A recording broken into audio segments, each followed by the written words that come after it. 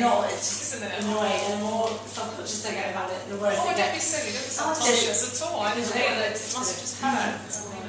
Just cough away. It doesn't help. I know it sounds worse Cough than it away. is. But No. So the technique that I use if I want to coach myself is I imagine that I am my own mother.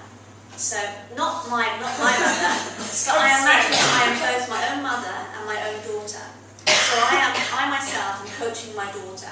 So if you were to coach your child, you'd probably be a lot more tender, a lot more supportive than if you're coaching yourself. I mean, that comes from a very personal opinion of my own, so you might not find the same.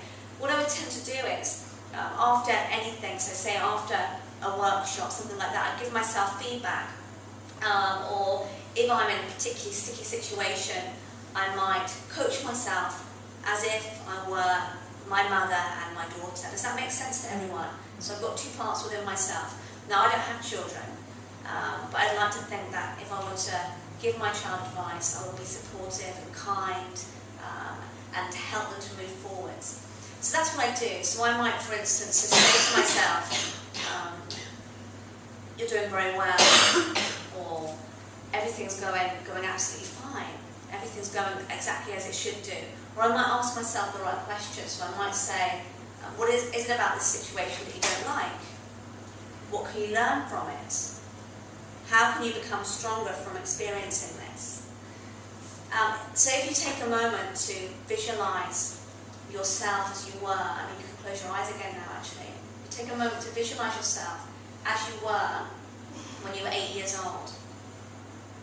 And see before you now your 8-year-old self. Notice what you're wearing. Notice your behaviour, where you are. And when you can really see yourself as you were then, just tell yourself, everything's going to be just fine. And notice too, how your 8-year-old self perceives you now. What does she think? Is she impressed? So it's a two-way conversation. What does she think of you as you are now, as she looks at you? And how do you feel about her? Do you feel almost maternal or a sisterly kind of love? So I'd like to take a moment just to imagine that you're giving your 8-year-old self a big, all-encompassing hug. And as you do, just let her know that everything's going to be just fine.